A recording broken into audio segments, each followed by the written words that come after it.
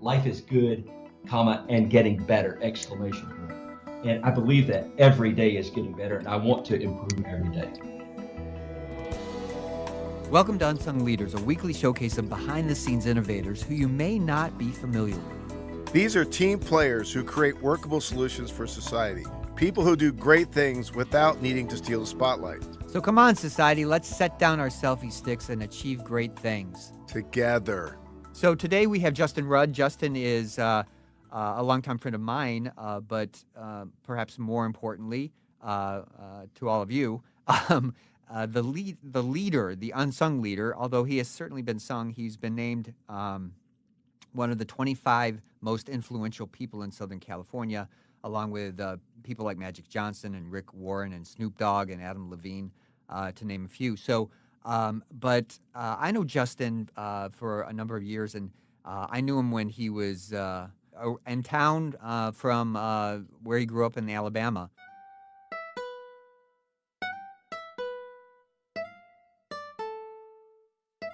So, Justin, I wanted to have the listeners understand where you came from in order to fully understand where you are now. So can you talk a little bit about that?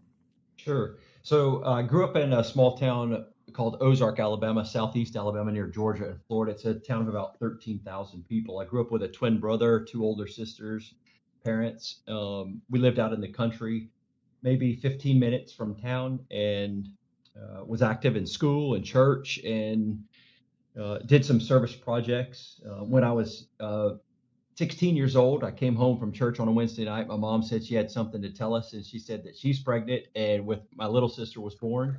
And now everybody lives there, and I moved off to California, and here I am. And here you are. But along the way, you've kind of been this interesting, I'm going to say this lovingly, quirky, wonderful. I was telling the staff here that you're kind of a combination of Superman and Forrest Gump. Okay. Sounds good. So, and an example for you, you've had a long time fascination with beauty pageants. So, in high school, my sisters were active in some beauty pageants, and then in college, I volunteered at the local Miss America preliminary at Sanford University. And after college, a buddy and I started preliminaries for Miss USA and Miss Teen USA in our local area. And then our local title holders went on and won the state level. So they competed at Miss USA and Miss Teen USA. The next year, that our local title holders went on and competed again at the national level.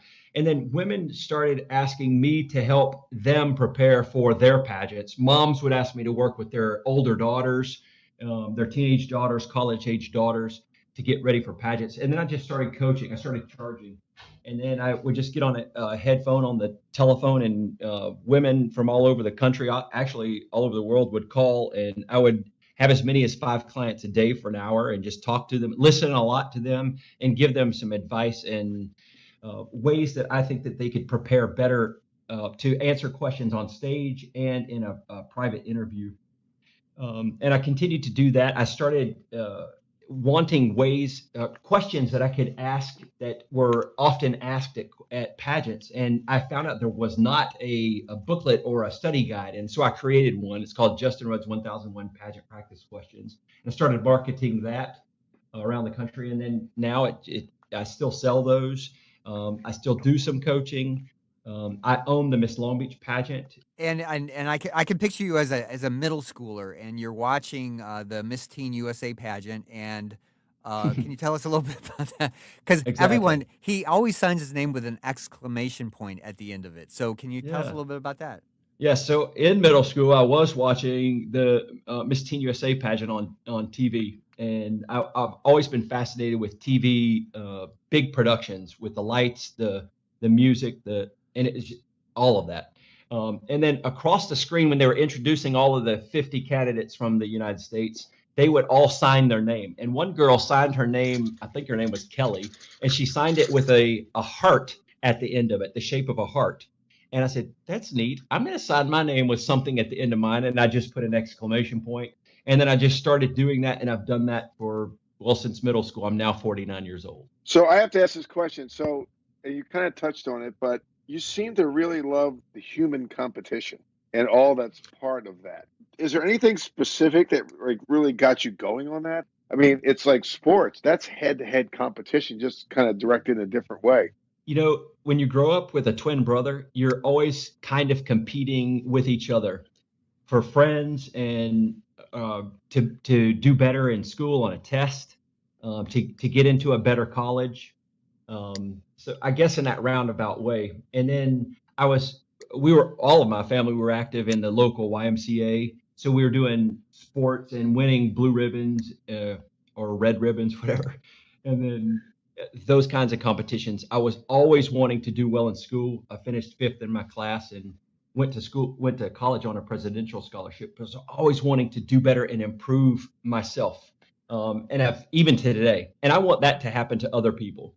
I want people to be able to be better, to improve, so that they can, in turn, help other people. And that's what we do with all of these contests, projects that I put on. And I put on about 60 events, contests, and projects. The National Adult Spelling Bee, the National Kids Spelling Bee, the 4th of July Kids Bike Parade, the Hot Dog Halloween Parade, the Long Beach Christmas Cookie Contest. Everything has a blue ribbon. There's a prize. There's prize money. There's an award. And I want to encourage people to participate. People like receiving awards. People like recognition. And it's a way to help them to improve. The world we live in today, there are winners and losers, right? And a lot of these kids have grown up thinking that just by showing up, I deserve a medal. As we raise we've raised these millennials, I have 3 of them. What's your take on that? Totally understand what you're talking about. So, for example, our Long Beach Turkey Trot is a 5K, 10K, and almost every other 5K, 10K around gives a medal to every single person that crosses that finish line. I don't believe in doing that. Also, I know that my Turkey Trot is a fundraiser for my nonprofit, and our goal is to make money, not to spend money. So when we're buying medal, if we were to buy a medal for everybody, that'd be a lot of money. Right. But I also don't believe in giving everybody a medal. What we do give is some whole holiday pies. So we give them a whole pumpkin pie when they cross the finish line. And that's only to 600 random finishers out of the 3,000 or 4,000 participants. But no, I don't believe in giving everybody a medal. But when you said winners and losers, I don't believe you're a loser. I just say you're not a winner that day. The second I said that, I thought I didn't mean to say it that way. So thank you for correcting. No, I get it. His football coach just came out a little bit. Yeah, it did. Damn it. No, I mean, everything I've learned in my life has come from not, I will say, winning or not finishing at the very top of what I was trying to do. And I've taken away, because I've gone back and said, okay, what could I have done better that maybe would have gotten me over the hump? And I think sometimes when you're awarded for just showing up, you don't go through that process. Even in our Long Beach Losers weight loss contest, we have hundreds of people that participate. They weigh in every Wednesday for 10 weeks. The winners are going to split that jackpot money, which is a lot of money. But the big prize is them just losing the weight and knowing what they can do to continue that weight loss journey and that healthy living for the rest of their life.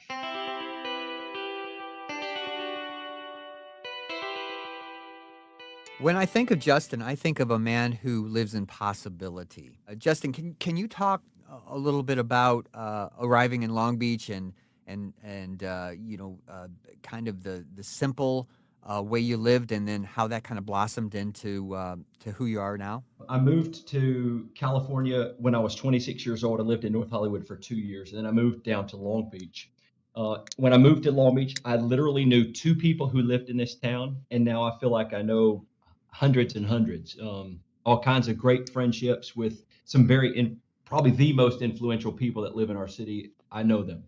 And I've worked hard to develop those relationships. I meet people for coffee. I go to events and fundraisers and intentionally try to meet people. I live a pretty simple life. I don't have a car. I don't have a cell phone. I don't drink coffee. And I have just kind of found my way. I'm not following anybody's footsteps exactly. I'm just trying to do it the way that I like to do it. And thankfully, I've found a career in starting this nonprofit. I never thought I'd be doing nonprofit work.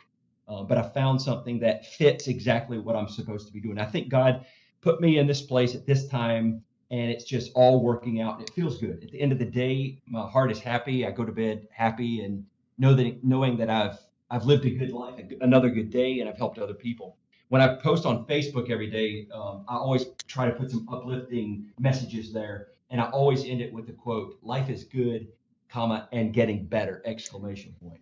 And I believe that every day is getting better, and I want to improve every day. Because you continue to learn and grow and contribute. Is that it? Yeah, Or what? exactly. So I, even like, for example, the spelling bee, I'm not at the level of spelling that those spellers are when they come to see me for my contest.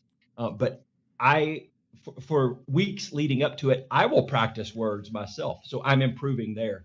On the weight loss contest, I entered the contest this year myself and have lost 10 pounds so far. So I'm continually improving. How is that possible? You're one of the most in shape people I know, so that's pretty incredible. So and I love that you do these quirky things. For example, you jogged 5 to 12 miles a day for like 161 runs so that you could walk down every public street in Long Beach. Right. So I didn't walk down it. I ran every street in the city of Long Beach. So it's 1,000 something miles. And it just took, some days, because Long Beach is actually a lot bigger than in my mind that I thought. So I would have to drive 30 minutes like north to get to North Long Beach. And then I would do a 5 or a 10 mile run and then drive home on my scooter. And it's like, that's just how it was. And so I would spend an hour in travel time, an hour running. So it's basically 2 hours a day, but I did it. But the whole idea was that I would learn my city. And I did. There were some scary parts and there were some intriguing parts and beautiful parts. But as a whole, I loved the city and I was able to explore it. But I was preparing to run a half marathon in Kenya to raise money for AIDS orphans. So it worked out great. So it's this idea of embracing where you are and your environment and then contributing. Right. I could sit here in my house all day and not get out of my neighborhood, but I wanted to explore. One of my mottos on my website is explore, dream, and discover. And I want to do those things as well. I want other people to, but I want to do it as well. And that's a way that I did it, to explore. And is it true you have 14 active websites? Yes, so it's probably more. So actually, every page has its own website, and there's probably 40 something events, contests, and projects. Some of them are repeating, like there's the 30-minute beach club happens 12 times a year, every month. That's the 30-minute beach cleanup, right? So Yes. So one thing Justin has done is embraced environmental awareness, and so once a month. It's a Saturday, the third Saturday every month at 10 o'clock. Yeah. Okay. People go, and there's hundreds of people. They go and they pick up bottle caps and cigarette butts, and it's amazing how many cigarette butts are on the beach. Yeah, and drinking straws, plastics, a lot of plastics. We live at the end of the Los Angeles River and the San Gabriel River, and all of the cities, communities that live along the rivers, perhaps when they throw a cigarette butt onto the sidewalk or in the street gutter, or fast food packaging or a candy wrapper or a straw, it ends up in the storm drain in the river, and then it ends up in the bay in Long Beach and then washes ashore. And every third Saturday of the month for 20 years, this June will be 20 years. So 235 consecutive months, we've done these cleanups with a few hundred people.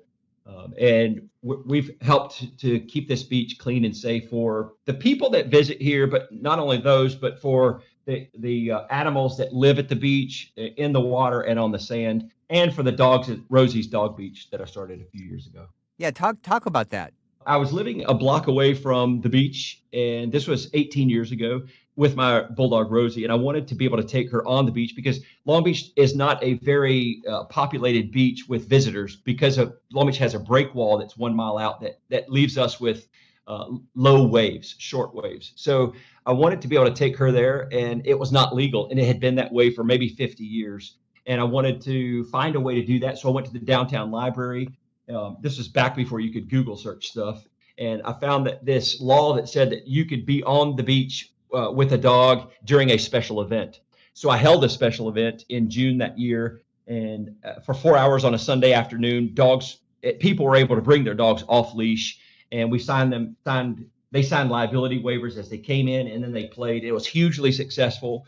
And we got all the local TV and print media coverage. And then the next month I did the same thing, and the next month I did that for 21 consecutive months. And then we did a 1 year pilot program that allowed dogs to be off leash in this particular unfenced area. It's 3 acres, all day, every day. And then it proved successful, that it was clean and safe and super popular. And then it became a full-time off-leash dog beach. And it's the only one in Los Angeles County. Justin, I have to ask you, I can see your mind is working 24/7 to try to both improve your life and improve everyone else's life and the surroundings around you. How do you, and I mean this seriously, how do you calm your mind? What do you do every day to kind of center yourself, focus yourself, make sure you're not getting 2 steps ahead of yourself? Yeah, you're exactly right when you say the mind is going all the time. And even in the middle of the night, sometimes I'll wake up and I think, wow, turn that off. How do I turn that off? I find sometimes that can be like when you have a mind that's energetic and forward thinking, it can almost sometimes be debilitating because you're always thinking you can't activate it. Even in church on this last Sunday morning, I caught myself during the sermon. I'm thinking, oh my gosh, I'm thinking about an event here, and I should be listening to what he is saying right now. Right. But I go to church on Sundays to try to do that, to calm my mind and just to center myself and stop everything. And then going to the gym and working out for that 1 hour every day and leading a class, that's an hour that I'm not thinking about an event, a contest, or a project, but I'm focused on, leading a group in there. And then every day when I walk my bulldog a few times a day, that's maybe 20 minutes or 15 minutes that I'm out in the community, and I can be with him and focus there. And then I make sure to get 8 hours of sleep every night. I don't know that there's necessarily a technique that I'm using to do it. I just try to use that energy to focus. I don't sit down and watch TV. I don't watch TV at all. I haven't been a TV watcher for 20 years, and I don't go to movies. So that's not a mind calming thing either. I guess when I go out to dinner with my partner, or I cook at home, or I'm baking something in the kitchen, those are times that I can rest my mind as well. What was helpful to me sometimes with my mind going, at least when I was with people, and I was always in the moment, I tried to bring my mind to that versus wandering forward, because as energetic and well-intentioned as you are sometimes, if you're not in the moment and focus on what you're doing at that time, all those thoughts are useless. It's wasted opportunity. Justin, you're the guy that you see something broken, or you see something that could be improved, and you're like, well, why don't I fix it? Why don't I create something? And so many of us don't. We just see the broken thing and we go, okay, well, somebody, hey, speak for yourself, Bill. Steve's been in a multi-year process of trying to fix me, and I just won't let him. Okay.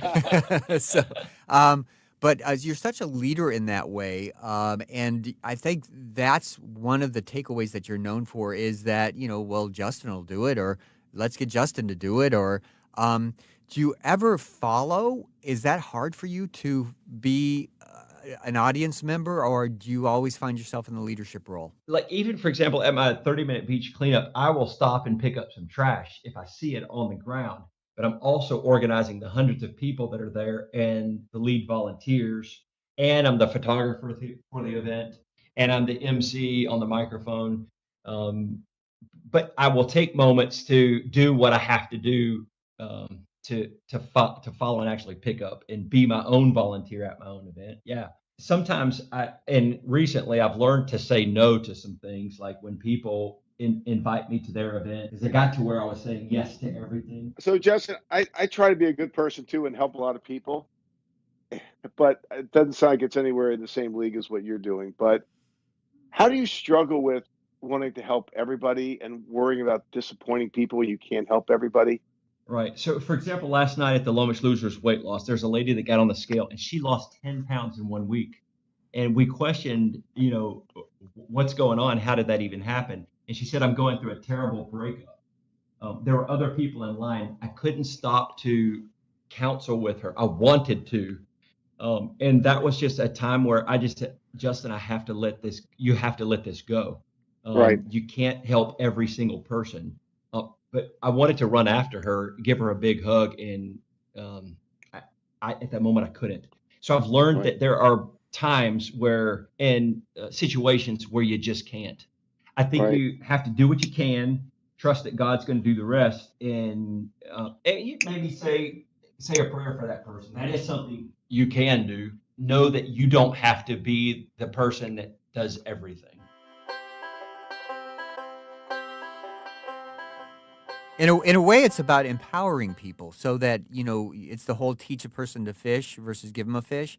So if you can empower a person, then your job is done and they can take that tool and use it for the rest of their life. So, and I think Justin's a great example of a touch point person that just to be around him, he's such a light bulb and you feel the glow of that.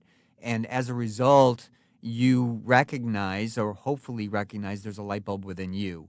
And I think Justin's really great at helping people recognize and turn on their own light bulbs. It's an honor to do what I'm able to do here in this city, and I've dedicated my life to doing it. And I'm doing things that I enjoy.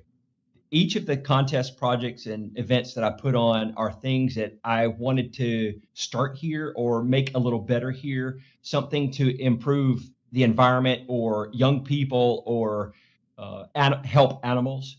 And those are all things that are dear to my heart. And I've been able to focus on those things and make a career out of it. And it's hard work, it's dedication, and anybody can do it. You just have to dedicate yourself and stay motivated with it. And if somebody out there wants to start a project or they've got an idea in their mind and they want to contact me, I'm happy to talk to them and walk them through some steps and give them some online advice. I don't use the phone. Maybe twice a week I'll get on my home phone, and but I'd rather communicate by email, and it's a way for me to be more efficient.